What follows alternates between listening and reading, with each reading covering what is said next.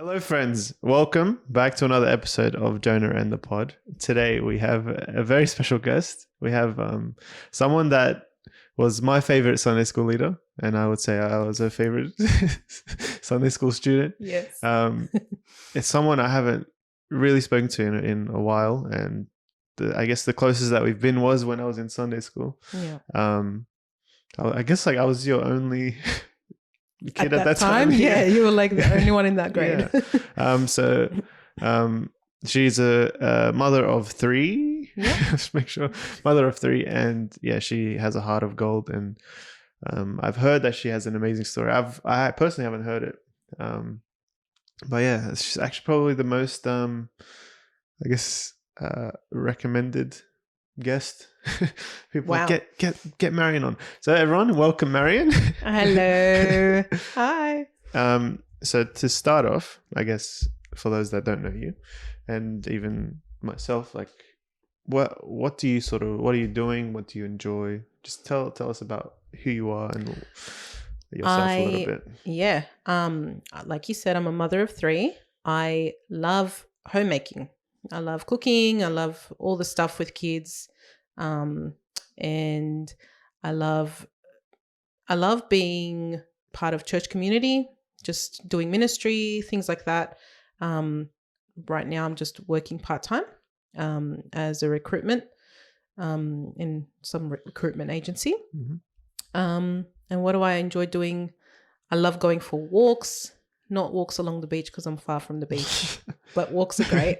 And yeah, just I journal a lot. I love to journal. Oh, really? Write down my thoughts and all that stuff.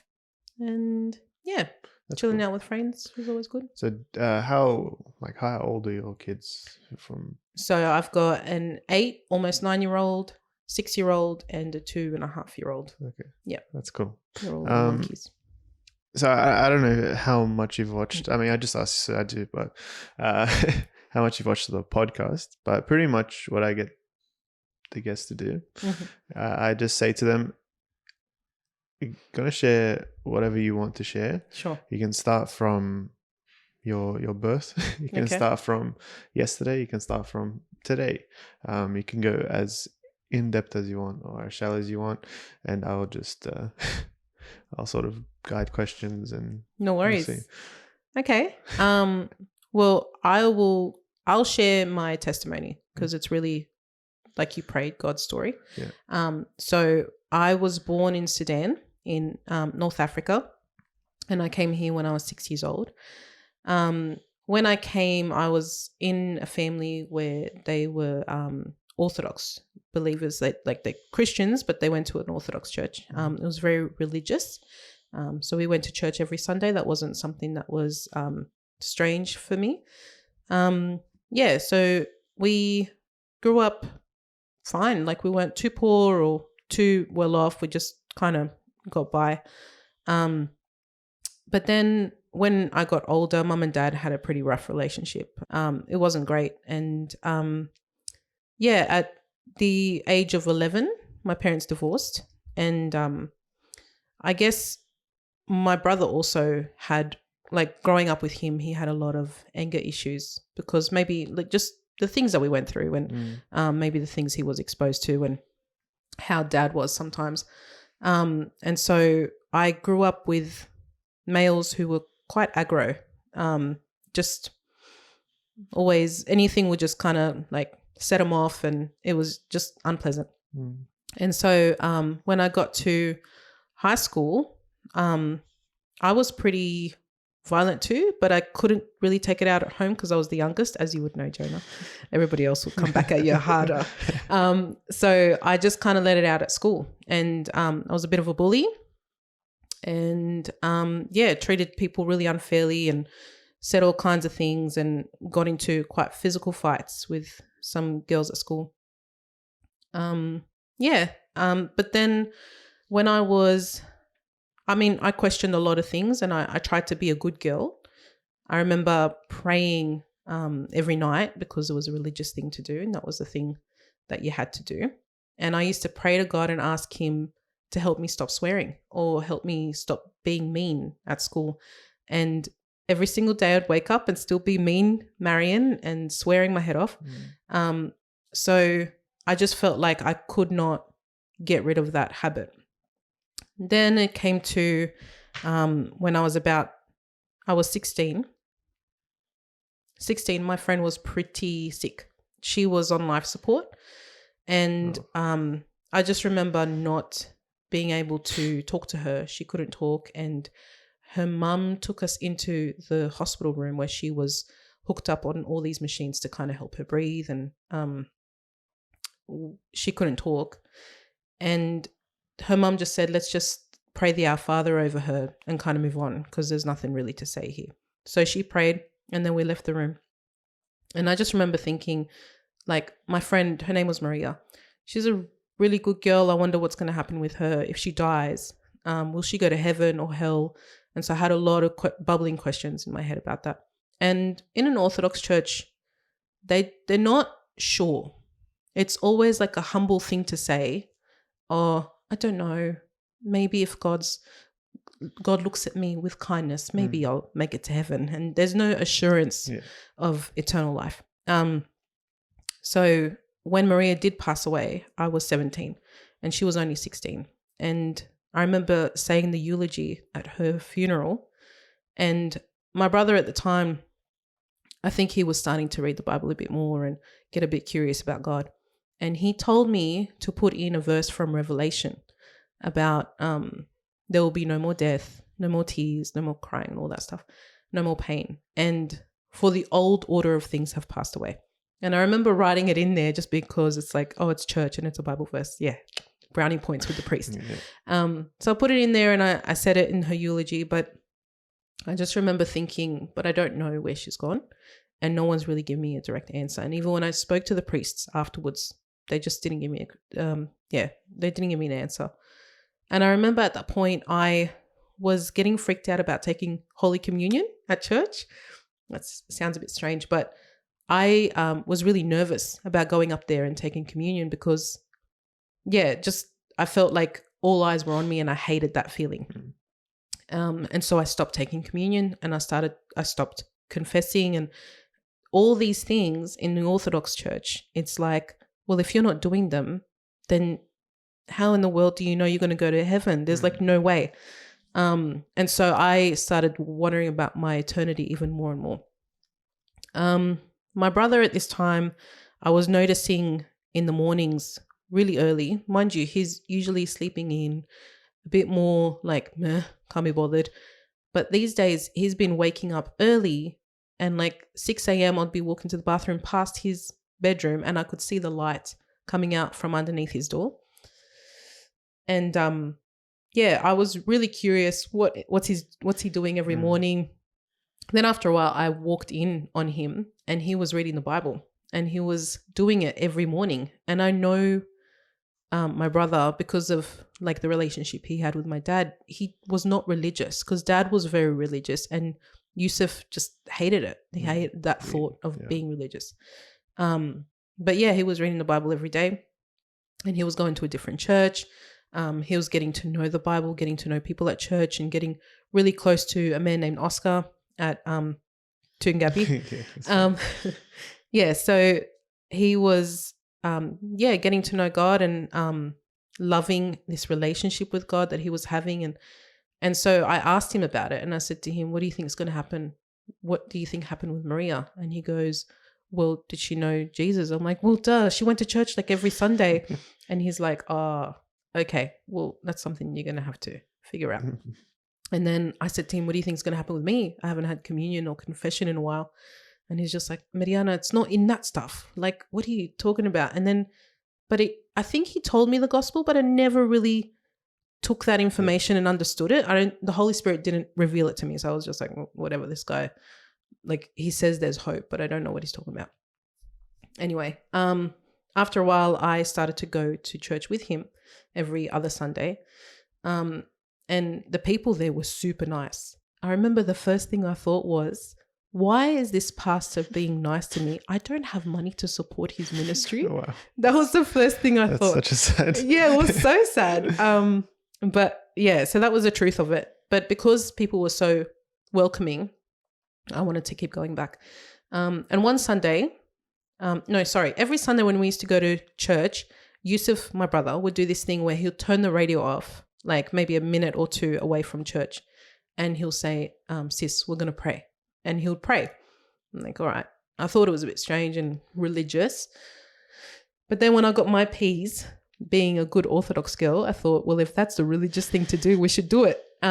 So I turned the radio off in my little Daihatsu charade that carked it every now and then.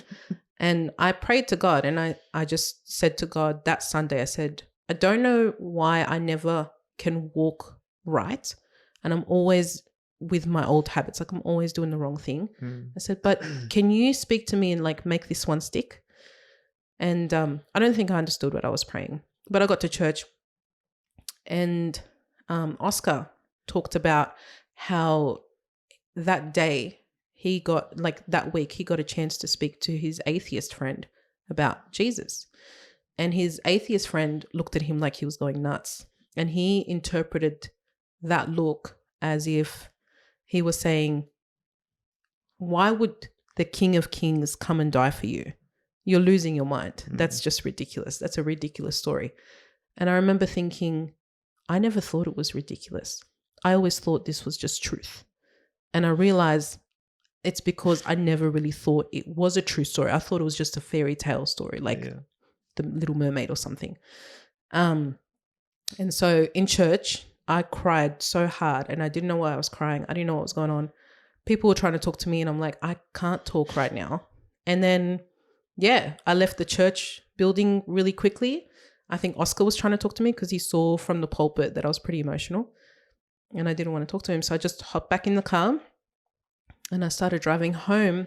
But then really strangely, I felt like there was a presence in the passenger seat with me. And the person that was there was a man, but he wasn't angry, and he wasn't upset with me, and he wasn't like moody like I was used to men being. He was very strong but kind, and just his presence was just overwhelming. And I knew it was Jesus. So I was just like emotional, and I felt that he put his hand on my knee and said, talk to me.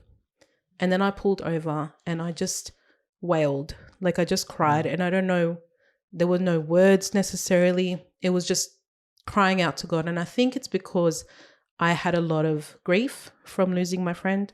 I had a lot of questions that were unanswered. And just a lot of anger built up. And I think right then and there, I knew that I was known by God.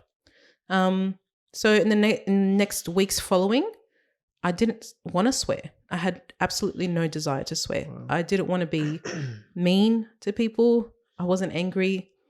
In fact, like something that would be totally embarrassing to old Marion was something I did so easily. Is I went up to the people that I bullied, and I said in front of everybody, I said, "Hey, what I did, what I said was not right. I'm sorry." Yeah. Well. And by the grace of God, they said, like, they forgave me, and we were fine. We were good friends for a while until high school finished, and then I didn't keep in contact with most people.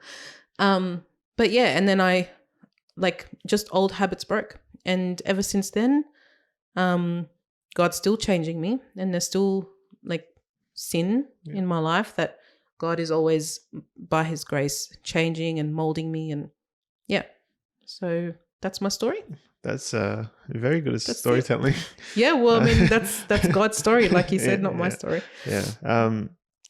It's crazy to think, because when you said your brother Yusuf is like, he used to be angry, I'm like, there's no way on earth that I would have thought that, because he's like such a kind guy. Yeah. And then when I think you've told me that you used to like bully and swear. I don't know why I have like a faint memory of that. Probably because you're in my Sunday school class. Yeah. So I sort of remember that, but I still, like, it's so hard to believe. But I guess was it like so I don't know, after the, like, seeing sort of Jesus and then actually understanding who He is, was it genuinely just like an overnight thing that just changed. Yeah. For those things, it was. And like I said, there's other things that it's not an overnight thing. And it's like, I got to pray through it and really seek God's face in it. But yeah, those ones really were overnight. I think, so I was 17. It was August 14th, 2005 that happened. And I remember being like, I just remember the date so clearly because it was just such a 180-degree turn for me. But I had my 18th, August 26th, and my friends were throwing a surprise 18th birthday party for me. And I remember being like, I used to be into like partying with my friends and that dance scene, and we didn't get much of it. But when a friend of mine was turning 18, you bet I was there for that party. But I remember it was a Friday night and I had tutoring, maths tutoring, and I was coming home and I saw like some heads, like some shadows through the window coming home. And I was just like, the first thought I had was, oh man, I just wanted a quiet night and Sister Act was on tonight on TV. So that was literally my thought. Yeah. And I remember catching that thought and thinking in my head, wow, I'm so different to what I used to be. Like something's really changed. And I don't think I fully understood what was going on. I just felt like I was closer to God. And I just thought I just did a good religious act. But obviously in time I realized I was saved. Yeah. Yeah. That's so interesting. Yeah. So when you got saved, was the dynamic with your family different then? Like, was your brother like more, was he more loving towards you? Was he more maybe firm towards you? Yeah. How's your mother in all this situation? Yeah. Look, Yusuf, he was angry growing up, but like I said, when he was reading the Bible more often and starting to go to Tungabi and just getting those relationships and like being in God's word more, he was so sweet. And he always looked out for me. He wasn't like, even when we were growing up, he always looked out for me. It's just moments that he would just sporadically just go nuts. But he, his anger like was barely there. Sometimes obviously it would come up, but he was really kind, really gentle with me. Even now we have such a great relationship. And he was changing as well. And he would say that his change was over time, whereas I felt like my change was like that day. Everything just flipped for me. But yeah, it was actually that same day with Yusuf that there was a boy that kind of hung around after on my surprise 18th birthday, and obviously him being big brother, he was really protective and he was like, who is this guy? But turns out this guy was gay, so it was no big deal. But I kind of knew he was anyway because he was just a friend to all the girls. But he hung out and he stayed late when everybody else had gone, and Yusuf sat there asking him 21 questions. And then I just said to Yusuf, as he should, But I remember saying to Yusuf, like, just let it go. There's nothing there. Just stop giving him such a hard time. And then he left. His parents came and picked him up. And Yusuf looked at me and he said, sis, you've changed. And I'm like, I think I have too. And then the day after, because mum noticed my behavior at the party and stuff, she said to Yusuf, and I overheard this, she said, your sister is so different now. And I don't know what's going on, but it's good. Like, she's just calmer. She's easier to deal with. Like, yeah. And I remember just being like, everybody's noticing it. It's not just in my head. Like, something's different. I was at peace. Mum was always the gentle helper. Like, she was the one who got us in contact in the first place to Tungabi. Her cousin was the accordion player in the Arabic church. Okay. And so she knew about Tungabi through him. And so she started getting Yusuf to come. And then eventually I was coming. So she was very prayerful in the background, always praying for us and thinking about us. And Dad was still there. Dad was being the best dad he could. But just because of Dad's history and what he was going through, I think he struggled and he still struggles. Like, yeah, that's a relationship we still work on, and but they were They were good. They were always great. Like Dad wasn't very happy about me leaving the Orthodox Church.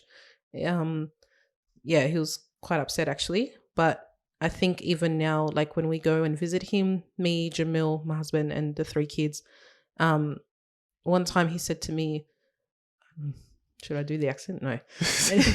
But he just said, Mariana, now I know not only Orthodox people are going to heaven. Yeah, wow. And so that was a big step for him to understand that. Yeah. That's so cool. Yeah. And I guess, like, I don't know. I don't think I've ever met your dad. No, maybe when not. I was very young, but I Yeah. can't remember. But yeah, things like you listen to Janet's podcast, things can change and things can happen. And yeah, like it's crazy. Like that's a massive step for you guys, that your dad is now, like, he sees that Protestant people can actually go to heaven. Yeah. That's really cool. You're actually amazing at storytelling. Oh, I'll say. Thanks, Jonah. And you're very well spoken. Oh, thanks, man. So you're nervous for no reason. I don't feel like, sometimes I can't even English, you know, like because the kids just make me say all sorts. That's of me. Things. Oh, really? And I have a podcast. Well, you're doing pretty well. Could have fooled me. Yeah. So I think like I was supposed to ask questions, but you set the story very well. But there was something when you were introducing yourself, you touched on, and it's sort of like, that's very interesting. You said you journal. I didn't know that about you, but I want to ask why. Okay. And how it started and all that kind of stuff. Okay. If you don't mind, obviously. You are a good podcaster because you ask the good questions. Journaling. I used to do it ages ago, ever since maybe teenage years, or like 11 or 12. I think when things were going down with my parents, I found the paper was a really good way to vent. But I never really spoke about my parents. Or spoke about that situation. I just always used to write random poems. I think there's a poem of mine that's randomly published in Washington, D.C. and I don't even know where it is, but I got an email one time saying it's published in some book. And did you used to send it? Or? Yeah, I used to send it to like these little poem competitions or whatever. That's so interesting. Yeah, it's so random and I don't even know which book it is. Somewhere out there flying. Yeah, so I used to write a lot of poetry, used to write a lot. And I think it's kind of just developed when I gave my life to Lord, when he saved me, really. It started to be not just writing about the day, it started to be prayers. And I've got books and books of just my quiet time, things I'm reading through. And then, just prayers in the middle of a verse that's kind of speaking to me in that moment, or so that's my journaling. But it's just grown and become something more and more different. I'm realizing the power of the mind, and my thoughts. The Bible speaks about it a lot. So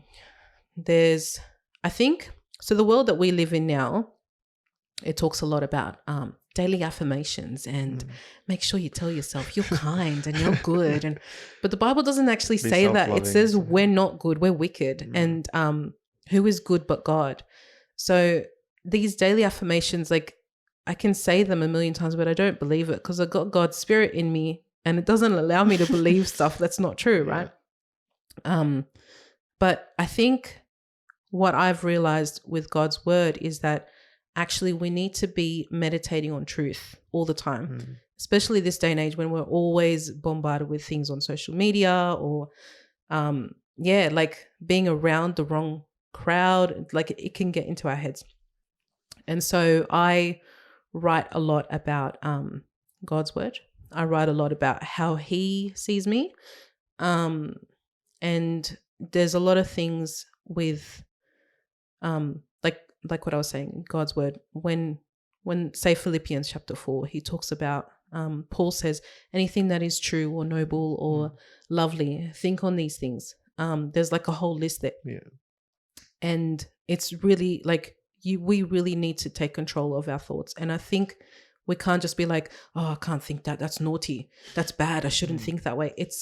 There's really an active step to sitting down, and I write out the lie, and then I write out why it's not true, and then I write out God's truth. Right.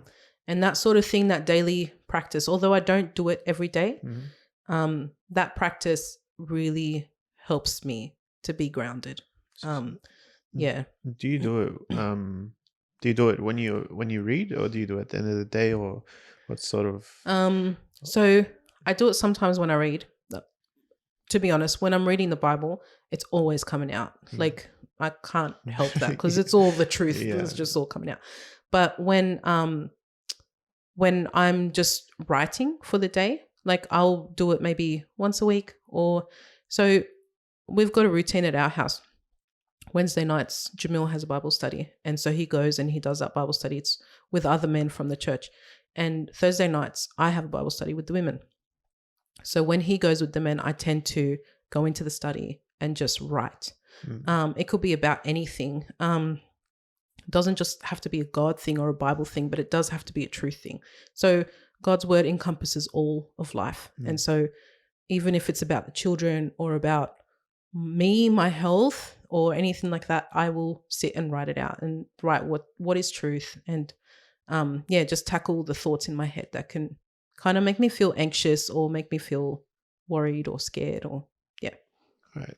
That's so interesting, because I mean, the Bible tells us to take our thoughts captive. But for me, I'm a massive overthinker, and I'm sure that most people know that. And it's getting to a point where it's like it's bad. Like, the overthinking, like, small things will happen. I'll be like, I'll think about every little scenario, every situation, and people always say journal, but it's always felt like something a bit awkward for me. I don't know why. But it seems like it is so practical. I guess just writing down your thoughts. I don't know why that would have so much power to it, but it seems like it would. And I used to write when I used to read. I didn't write my thoughts. I just wrote what I learned from what you're reading. Passage, and that helped so much. And then for some reason I just dropped the habit of doing that. So now when I read, I just read, but I can see it's not actually doing as much for me. That's so interesting. Look, there's honestly, there is a slowness that comes with writing, like each letter that your mind has to catch on. And sometimes if we're just reading the words, it doesn't really ingrain itself. But when we slow down and write, our brain, especially nowadays, like, man, I've got like, I don't know, 50% of my friends that are saying they've got ADHD. And I'm just like, it's totally because we're not slowing down. Like, we got to slow down our thinking letter by letter. And we're like, where our eyes can see the words on the page, where our mind can actually read it to itself, and where even our hands are, it's a whole body experience. That's weird, right? For journaling, but it is. And that's why it's more likely to take it in and go, oh, I remember we wrote this. So I'm getting this crappy thought again. Let me pivot and think about the truth. Right. You know? That's sorry. That's all right. And like, when I used to read and journal, or I don't really count as journal, but note taking. I used to read like half a chapter or something, like very small amounts, but it would be like, it's because if I read this much, I'll write it down and my thoughts will just be on that, because it's so like, it sort of activates your thoughts. But then now I can read 3 chapters. Like, I don't know.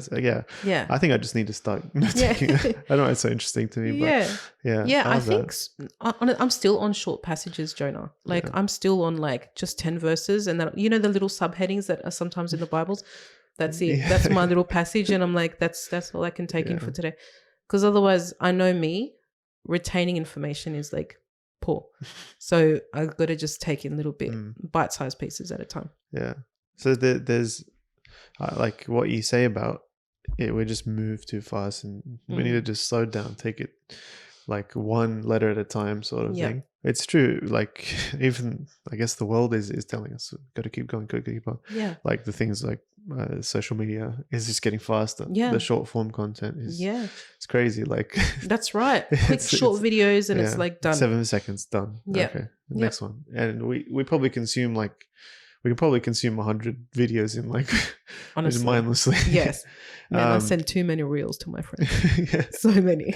Yeah. And it's even in the Christian world, I've heard it so much like, oh, have you read the whole Bible? Or like people are reading the Bible to finish the Bible. And like I definitely don't read enough, and that's something that I've been battling and trying to improve.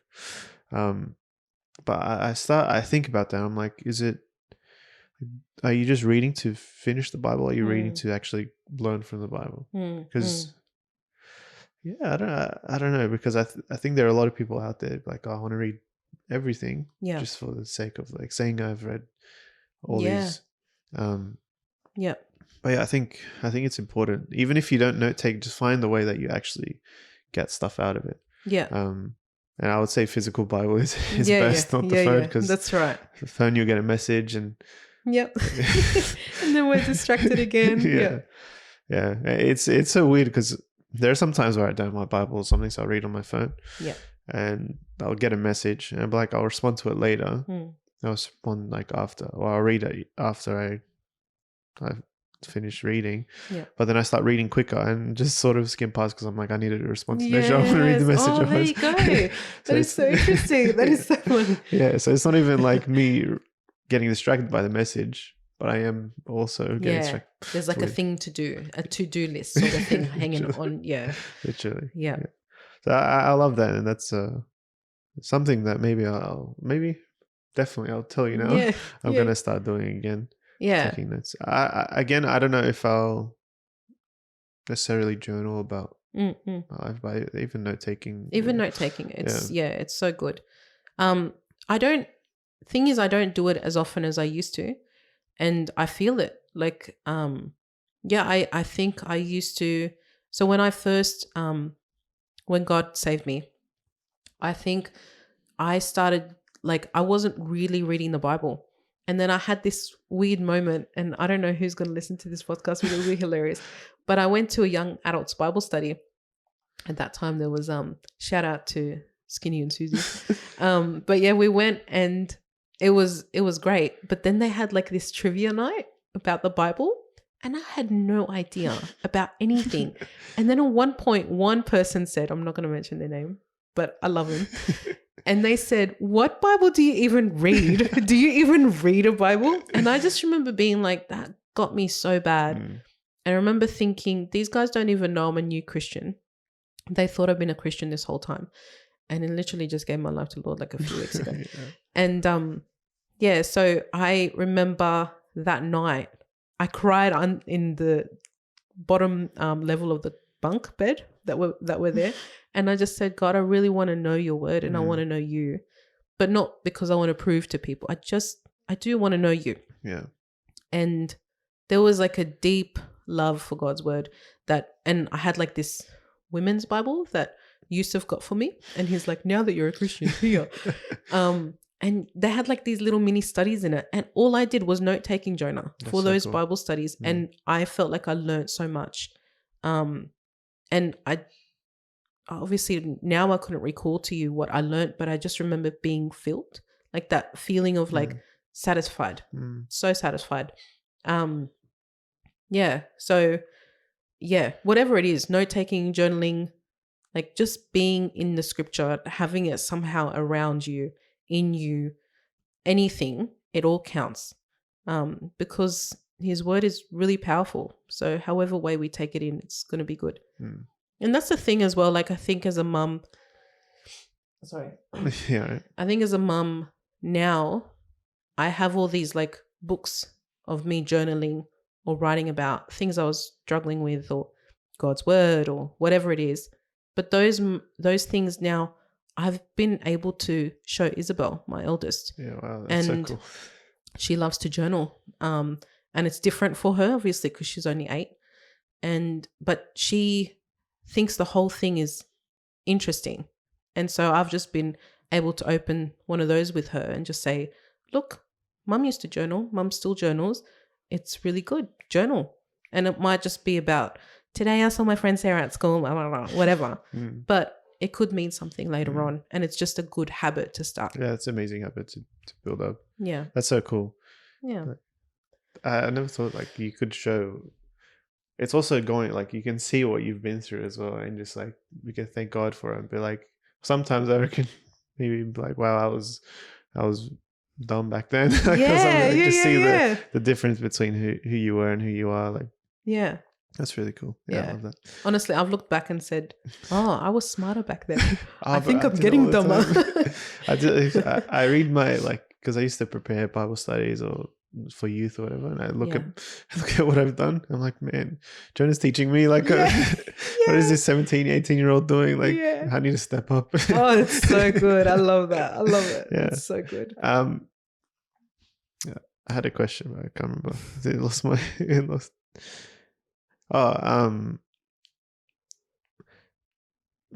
Do you so in your testimony you said the things that you used to struggle with sort of disappeared. I think in life we all have times where maybe our relationship with God isn't as strong as we like, or we're feeling, I don't know, like we sort of push God away. And I assume, sorry to assume, but I assume that you've had situations like that. Yes.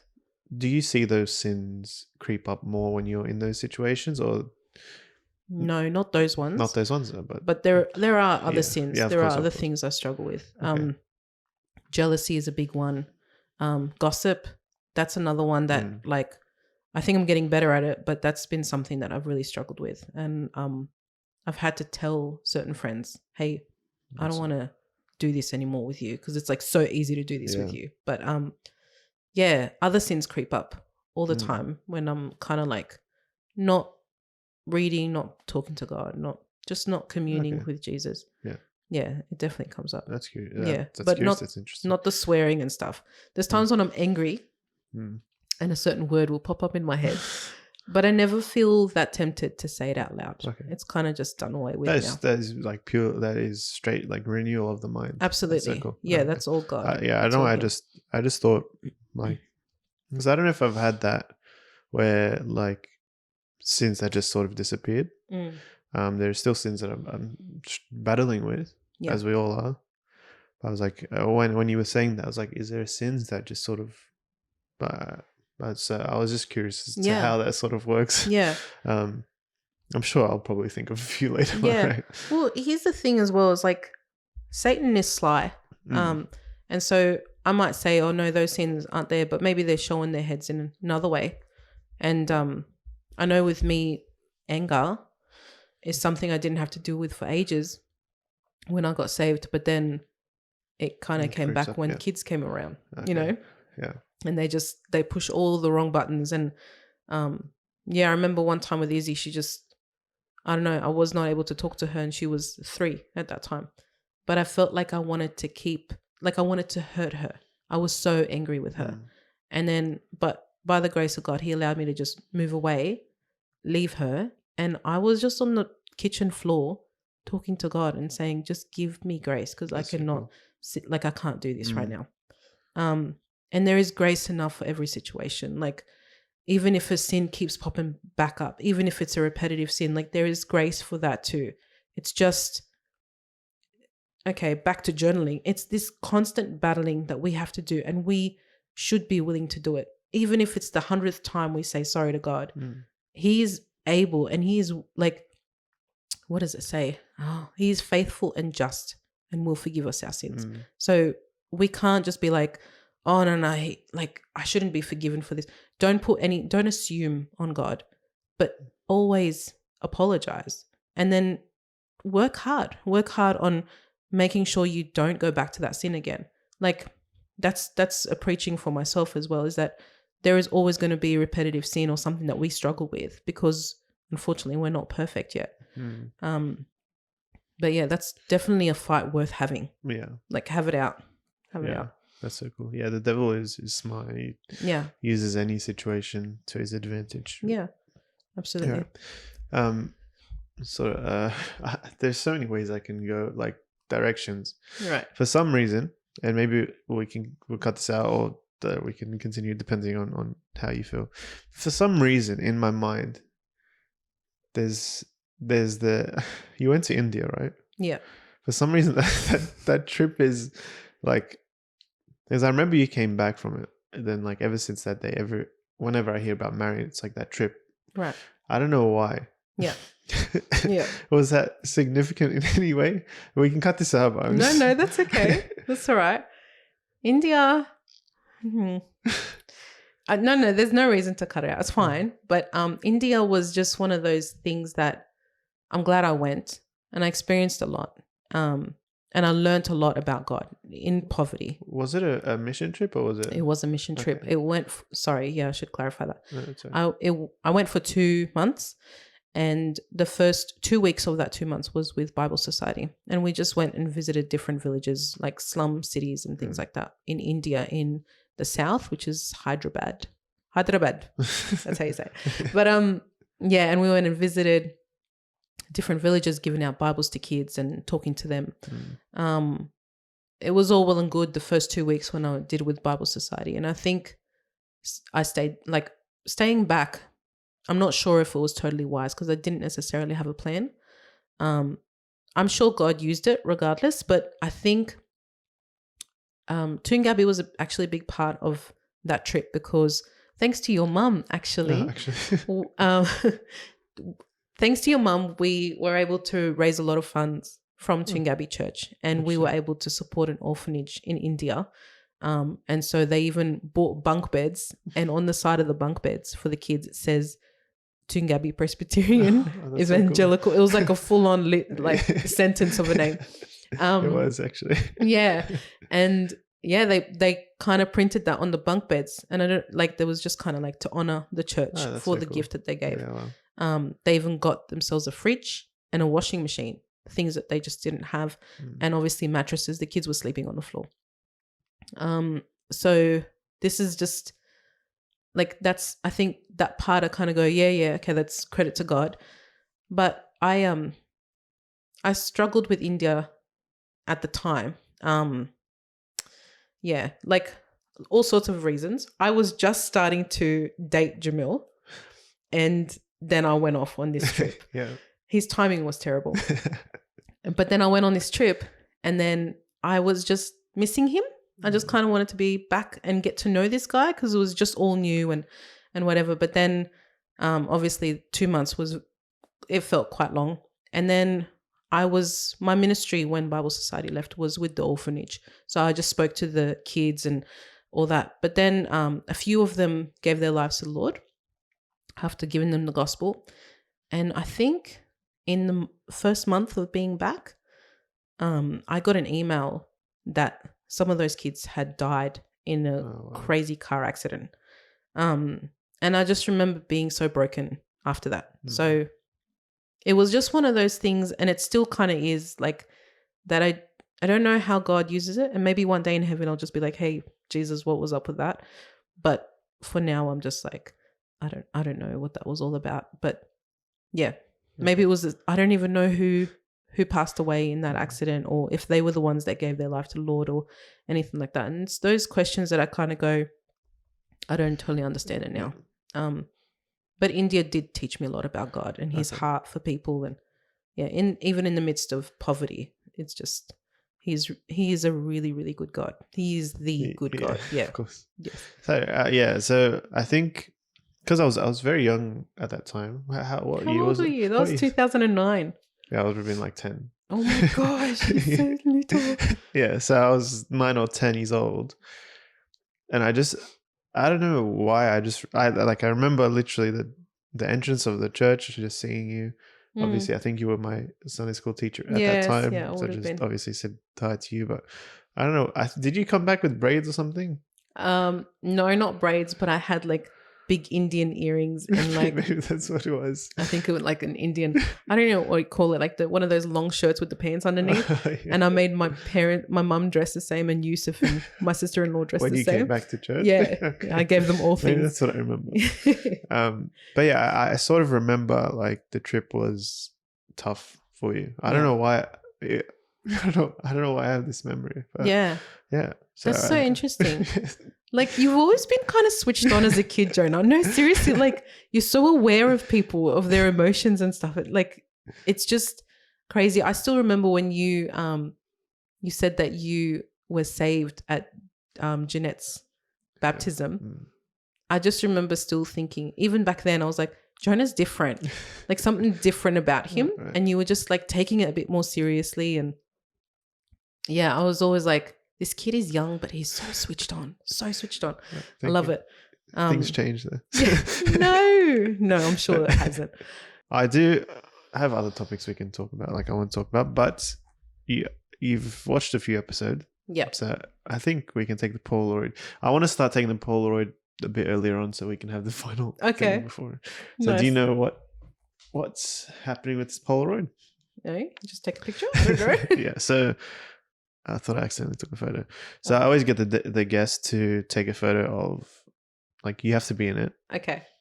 I don't have to be in it, but I mean, everyone has had me in it, so if you want to keep the trend going, you can. I like it. There is an auto timer if you want, but you can tell me wherever you want me to go, or like. Okay, let's do it.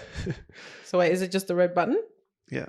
And do you want flash on? Flash on, in my opinion, looks a lot better. So. Oh, okay. It does look better with the flash on. Yeah. Why are you making me do this? Like, I'm I'm like the worst person. How do you do the flash on? This is like so old school. The flash is it's on. already on. Yeah. Okay. So do I move this or do I keep it? Yeah, you can move it. Okay. That's fine. Let's move this so I can see your beautiful face, Jonah. I don't even know where it's going, man. You don't, but it's one and done. Gosh. These films are expensive. So. Oh, really? Oh my gosh. Did I just... I don't even know if you're going to be in it. Oh, seriously? That's okay. No. We'll see. How do I do this? That's okay. You do that. Yeah. Oh my gosh, Jonah. So we'll see. I always say one and done, no matter how bad they are. Like, look, some of the photos are not good, but I just keep it. Keeps the memories. No. But I want you to be in it. I'll pay you for another Polaroid, man. No, the thing is, I think you got me. I'm just scared that like your face will be half. Oh, but we'll see. Okay. We're gonna face let it. is fine. Our face is so fine. If you're not in it, then okay. we'll take another one. But are we still on this thing? yeah. Oh, okay. Yeah. Yeah. So I just realized you have a whale. This is so cool. Okay. You know, Tamara actually this is. Oh, really? Yeah, she got it for me. Oh, it's clever. I like it. Yeah. Also, it's crazy how like everyone's linked. It's just been. Oh man. It's been crazy. Yeah, but Like, Tamara and Sarah and that, they used to remember they had like a short thing of coming together. See, I was very young at that time, Oh, but they okay. always say, "I knew you." Like, I'm like, "No, you don't. No, Like, you don't. You don't know me. You don't know me." But I don't know if Tamara will come on this podcast. But Yes. she sent a message the other day. I don't know why I'm sharing this, but she was telling Jeanette. So she heard Jeanette's podcast. Yeah. And you listen to Jeanette's podcast, Yes. right? So in Jeanette's podcast, if you haven't listened to it, go listen to it. Yeah. She shares about how she was at Sunday school and some people, the teacher said something and Ronnie here. You're Ronnie. Yeah. And then some people in the Sunday school class came to know Christ, and that's when Jeanette started like questioning and all that stuff. Tomorrow messaged Jeanette was like, I was there. I was there. I gave my life to Christ that day. That is so funny. There And then you when go. Jeanette told me that, I was like, that's crazy. Like, That's insane. like, I don't know, 20 something years later. Yeah. They went back together. It's That crazy. is so Yeah. cool. It's I actually love crazy. that. I, don't I know, love it. It's a small story. But Tomorrow would be awesome to have on the podcast, by yeah, the way. I'm trying, but Yeah. she's an A-lister now. Get so- on it tomorrow. Sort it out. Yeah, she's I need to pay big bucks for Oh, it. okay. I see. I should have demanded the same. No. Yeah. So something interesting about you and Jamil. So I realized Jamil, like, he got an interest. So we've mentioned it, but Jamil is Marion's husband. He got an interest of doing kids' church and Sunday school once he had kids. Mm. That's what I noticed Yeah. that. But for you always, like, you were a Sunday school teacher before Yep. even having kids and stuff. I want to know sort of like what, if you have any idea, what gave that passion for you to I guess be a Sunday school teacher or deal with children, because it's not easy. Yeah. Again, I don't know. When I came into Tungabi Church, so the background. Orthodox Church, when they do a service or a mass, they do the mass, all the kids are part of that mass, and then the kids go out later and do Sunday school. And I've just assumed it was the same at Tungabi. And so we used to do the service, but it wasn't like that. They used to have a service and the Sunday school was running parallel to that. So it was at the same time. Yeah.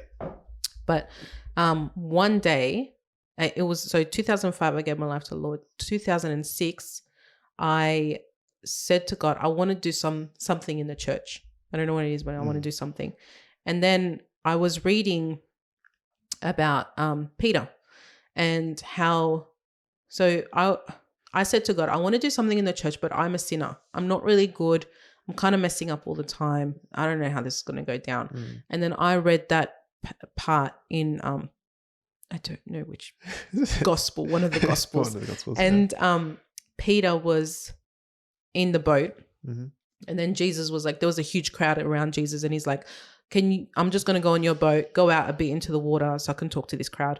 And he spoke to them, told them all sorts of things. And then I'm sure Peter would have heard the whole sermon. And he was probably in awe of Jesus. But then Jesus turned around to Peter and he said, put your net on this some other side of the boat. And he said, there's no point. We've been fishing all day, Lord. Like, it's not going to happen. And then he goes, just do it. So he does it, gets all these fish, and all these fish come into the boat and the net's almost going to break. Yeah. But then he says to Jesus, he gets down on his face and he says, get away from me, Lord, because I'm a sinner. And then Jesus says to him, do not be afraid, for I will make you fishers of men. And I don't know why I fully got that, but in that moment I just thought, okay, so I'm a sinner, but God's saying, I'm going to use you anyway. So whatever. Yeah. And then that following Sunday I went up to, you remember Zareda? Yes. I went up to Zareda. That was my other Sunday that was the other yeah. Sunday school teacher. Yeah.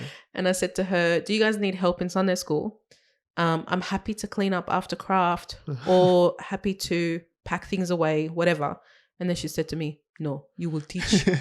Yeah. And I was chucked in the deep end big time, but I love kids ministry and I've always loved it. And I think God's given me a gift for it. I love talking to children, love building relationships with them. Yeah. Yeah. And even if one shows up in your group, you make time for that one. It doesn't matter. Even if that one ends up being Jonah, but it's the best. Yeah. Literally, that was like, you're literally the one. Just the one. Yeah. Yeah. So I love kids ministry, and I was coordinating the ministry for a while. I've been in kids ministry, I think. So what, 2006? 16 years? Almost 17 years. Yeah. Yeah. Yeah. And I love it. And at my new church, I'm still in kids ministry. Love it. That's Yeah. cool. Yeah. Yeah. All right. That's that's really cool. Some of my favorite memories was like from kids club and Sunday school. Oh, kids club. Sunday school was tough because I didn't, like we said, I didn't have anyone my age or anything. Yep. There'll be like a handful every now and again, but it's just like I was always with the older people or the younger people. It was like, even in youth, that was the thing. But, man. Beside the point. That's tough. Far out. Yeah. I was always in this like weird age gap where it's like age bracket where it's just like, all right. The weird thing is people were 1 year above me, but it felt like they were like multiple years above you. Really? Yeah. Why is that? I don't know. Oh. I was just in this weird age gap. There was the people 1 year younger than me, but it felt like heaps, like there was a big gap. Yeah. That is so funny. Yeah, I don't know why it was like that, but I mean, it's fine. Just too mature, Jonah. That's why. For the younger people. I don't know about how to explain the older ones. Doesn't make sense. Yeah, so some of my favorite things was in kids' church, and I remember, this is a random story, but I remember kids' club, I got grounded, I think, 1 week, so I couldn't go to No, even when I was grounded, my mom would always let me go to kids club. Oh, But okay. there was one week. There was one week that I couldn't go. Maybe I Yeah. did something. I don't know. It was just the one week, and I just remember it because it was when you guys did Jonah and the Whale. Oh, really? And I got so upset when I heard Oh, that that's because he's like, so "Oh, we annoying. wanted you there because you're Jonah," and I was like, "Oh, I don't know." But I have like fond memories, and it's just like such an important ministry, Yeah. building kids up, and it's similar to youth. You don't really see, I guess, the fruit Yeah. until later on. Yeah. That's right. I guess sometimes you will, Yeah. but I think it's Yeah. very tough. Like Yeah. kids ministries and youth ministries are Yeah. tough in that sense. Yeah. But they're both very, very important. So important. Yeah. Yeah. I think what makes it easier is relationships. Mm. Like coming to church and just like kids have no filter. They don't care who's around. They'll just come to you and be like, "Hey, you're here." And they give you a big hug, and it's just the most beautiful thing. It's lovely to have those relationships with children and to be able to speak into their lives and help them out. Yeah. But kids ministry is one of those things I don't think I've totally followed God's leading on. I think, yeah. Ooh, didn't think I was going to go here, but I think this is Jonah on the podcast. Oh, no. But the thing is, like, I remember after kids' church or Sunday school, we would cross the little road into Ngabi, the car park, and we would go to the hall to go and have morning tea with the rest of the church. And so crossing that road a lot of the times with my class, I felt God's Spirit speak to me and say, look beyond the gates. What about the kids beyond the gates? And I used to always think, I don't know what to do with that. And there was a lot of times where I felt like God was saying to me, kids ministry for me in particular needs to be about evangelism. We need to be sharing the gospel. Yes, church kids need to hear the gospel too. I'm not undermining that, but also reaching out to the kids out there who probably don't know what community looks like or feels like. So yeah, I've always felt there's a call to do that. And there's been a few times we've done kids clubs where it's like been a bigger kids club, like a yearly one. And they were a hit. They went really well. So good, all praise to God there. But again, I don't think that's something I've totally followed God on. And that's something I still regret to this day. And I think, well, I don't know, but I kind of hope that God would use me in that way in the future sometime. I'm sure you will. Maybe if when it's on your heart, then maybe when I'm brave enough to actually do something about that. Yeah. That's honestly like that's admirable. And I remember in kids club there was one person that had no ties to church. I forgot her name, but it was cool because it's like she came, she enjoyed it, she loved it actually. And it'll be interesting to see where she is at now. Yeah. I would have no idea. Yeah. But I'm sure that wherever she's at, she remembers those days and she remembers what you and the other leaders did for her and all that kind of stuff. I hope so, yeah. I hope, like you said, sometimes you don't see the fruit of it until like later. But you know that girl, like I know her name, but I'm not going to say it. That girl, she lived across the road, right? And she lived in one of the apartments. And her mum was like so happy that she found something for her daughter. But a few years later, we ran that big kids club and everybody from the community was invited. Like we had given out pamphlets. She came and she was like 3 years older or something. And she said, she called my name. Like she remembered me. That's so insane. And I remember being like, I don't know what your name is. Like I forgot. And she said, I am blah, blah, blah.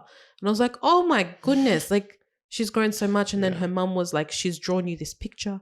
This is for you guys. And like she remembered then and she enjoyed the kids club then. I think it was like a mad scientist theme or whatever. And I think, was it Anthony?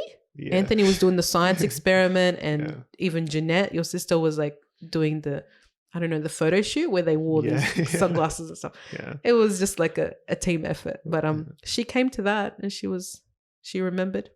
Yeah, so that's so cool. Yeah, it's still lovely. Yeah, I'm sure she's impacted by it one way or the other. Yeah.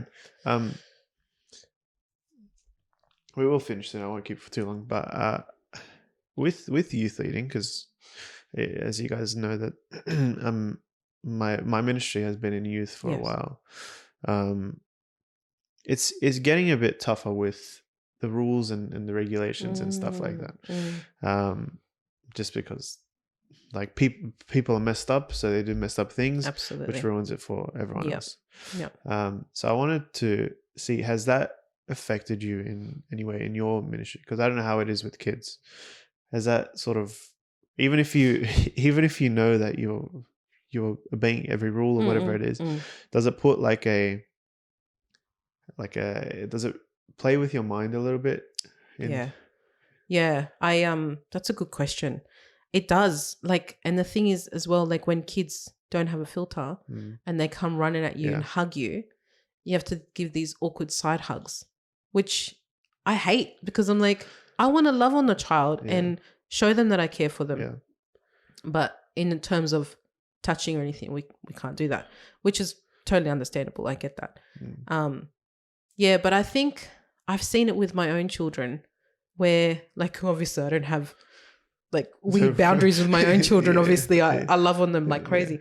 But I've seen my children go to other leaders at this new church that we go to and totally embrace them only to receive a pat on the back because that's what they're allowed to do. And my heart breaks for them. I kind of go, man, that sucks. Because like I trust that person and I'm their mum. I'm right here. Like, but it's good to respect the rules. It's just one of those things that we've got to be creative to show people love and care in a different way. And I'm very like, oh, hello, coming out to speak. I'm a very like hands-on kind of person. Like I show love through touch. I care about somebody in that.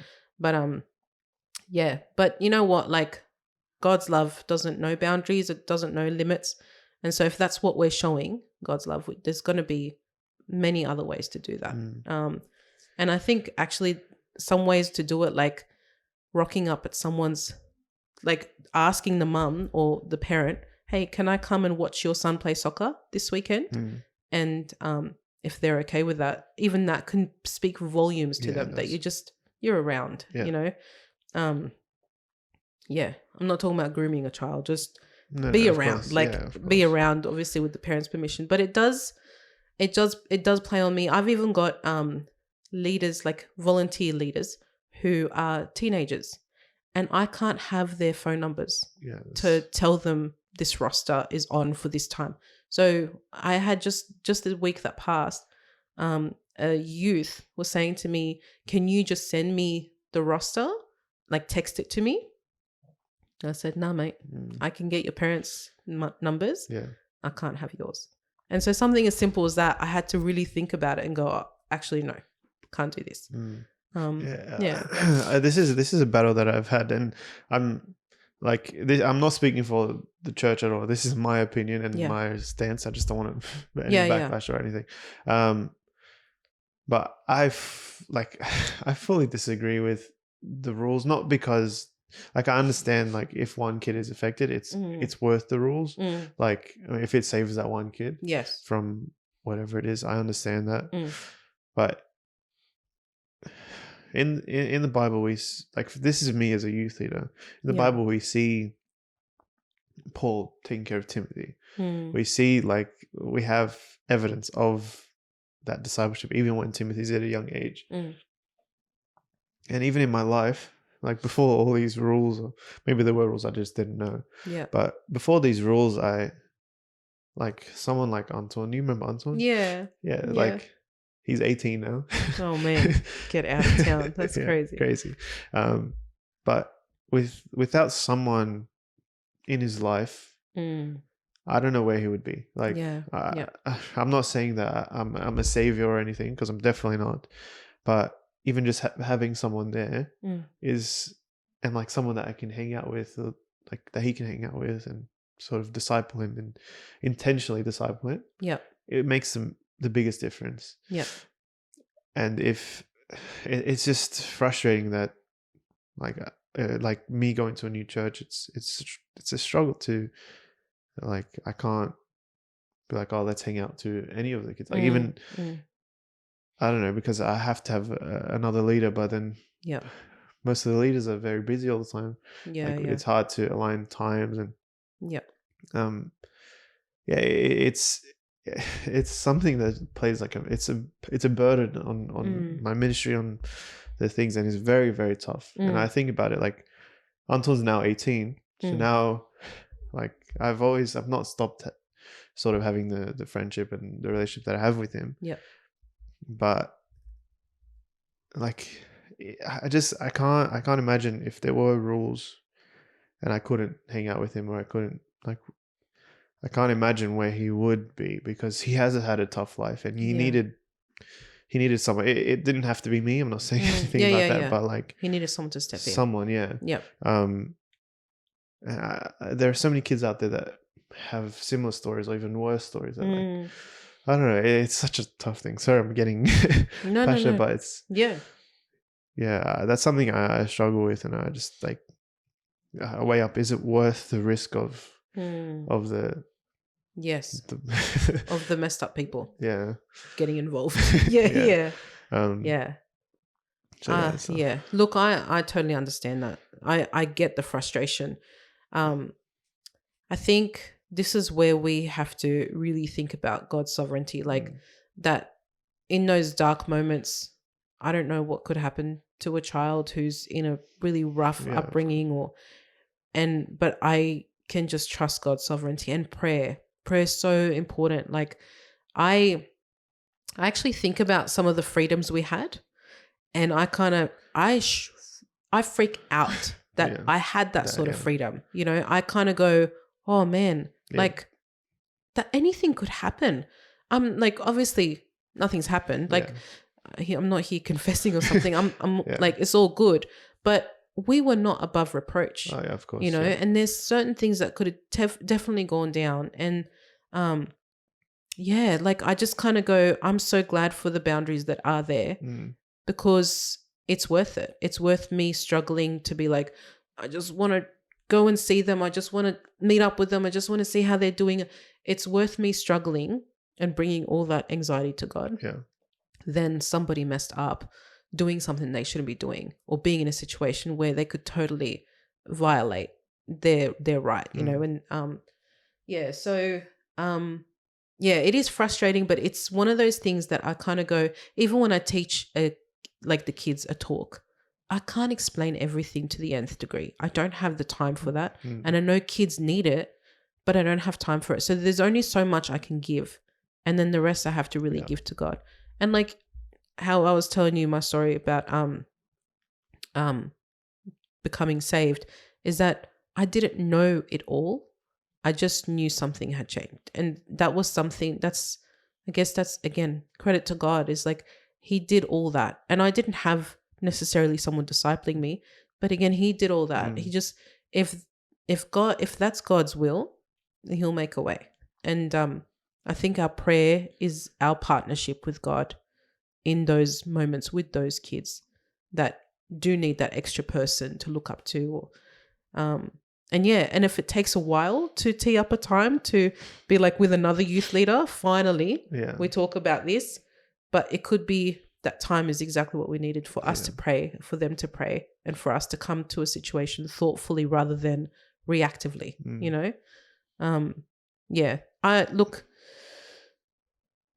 These rules are great, but at the same time, they are, I believe, a step for the enemy to be like, I got messed up people to do messed up things, and now they have to have these boundaries. Totally. If we lived in a perfect world, we wouldn't need boundaries because everybody would just be all sweet. But they are also there for good reason. And I know you know that. It's just one of those things that I'm like, well, Satan is not victorious. Jesus is. And so even in those rules, he will be victorious. And we just have to be faithful in praying about these people and praying to God about the whole situation and doing it thoughtfully. The rules definitely make sense. It's just I think frustration, yeah, for sure. yeah, because it feels like it went from like no rules when that was terrible, Yeah. and then it went to like extreme rules where it's like that's also, in my opinion, not the best. Yeah. Yeah, it's just and like even in youth leading, I've definitely made mistakes. I'm not confessing to anything, but like I've definitely made mistakes in just everything. not being above reproach, or stuff like that, or saying things to the youth that I probably shouldn't have said, or whatever it is. And I wish there were rules. And I've only been a youth leader for 5 years, but 5 years, maybe longer now, 6, 7 years, whatever. That's still pretty cool. And the rules have, again, maybe I just didn't know the rues back then, but the rules have changed massively. And it's tough because I don't know what I'm supposed to do, because I don't know if you realize this at church, but I'm always someone that's more a relationship. Yeah. And then I'll tell you about like the Bible and Christ and stuff. Sure. Now I sort of have to, I can't, it's sort of like the relationship part is cut out. Like it's like a shallow relationship, but I still have to tell you about Christ. And it's like, it's very difficult for me personally, because it's like, that's not how I work. I don't know if that makes sense. Yeah. But again, it's something that I just have to figure out and deal with. Yeah. And the Bible will guide and lead. But I'm sure for those teenagers, like they're seeing you read the Bible or talking to them about God's word, and they're probably like, oh, that's cool.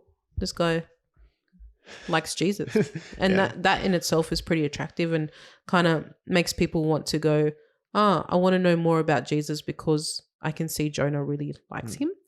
You know, it's like just, I think everything counts. Everything counts. I have seen impacts already, I've only been youth leading for this year at my new church. Yep.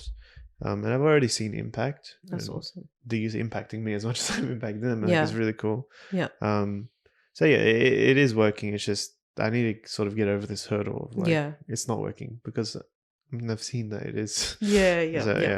And we're doing discipleship. We actually have time for discipleship on every fortnight, which is perfect. Oh, that's good. Yeah. So look, God is in control. It's just the frustrations that are coming out. So how long have we been going for? I don't know. Oh wow. An hour 15. Yep. I'll check the Polaroid. Oh, the Polaroid. Here we go. Fail. Oh, I'm just there. Just made it. That's all right, my face. That'll do. That'll do. Okay. So we have Sharpies here. Oh yes. And you can see that most of them are signed. I like it a lot. If you like to sign it, you can sign it with anything. I always suggest not doing a signature, because you never know who's watching. And like, oh yeah, okay. I can just steal your signature. They're gonna forge my signature. Yeah, no worries. This is good. Thank you. That's all right. Thanks for having me on. No, it's been lots of fun. It's okay. It's a privilege to have you on, actually. Thanks, Jonah. Oh, okay. From your Sunday school. Oh, I'm gonna fit this. Sunday school teacher. Do you guys say teacher or leader? Sunday school leader? Teacher? Mate, I don't know what they say. Sunday school, kids church, teacher, leader, volunteer. I don't know what it is, but I'm something in there. Kids church, Sunday school. That's cute. I'll show the camera. Thanks for having me, Matt. It's cool. I cut my face off. Yay! Very cool. Before we end. Yes, sir. Actually, I'll get you to pin this. So yes. You can pin it wherever you want. Just not over someone. Are you sure? I can just do it over Jeanette. No, unless she'll hate me. Do you need a hand that you can? Perfection. All right. Nice one. Nice. It's satisfying, isn't it? Yeah, pure. Little nice pop. Yeah. I ask every guest that I have, if you could give one or however many pieces of advice to anyone that's watching, or myself or yourself, what would your advice be to them? Ooh. Is It it can be like one something you've word, covered. one sentence? However long you want to go. No, let's not go too long. It can be something you've covered already, or it can be something completely new. Yeah. Whatever you feel like. Spend time with God. And yeah, spend time with God. And it doesn't have to be every day. It could be once a week. Just make sure it happens. And do it in the slowness of not your phone, but an actual Bible. And journal if you can. It's great.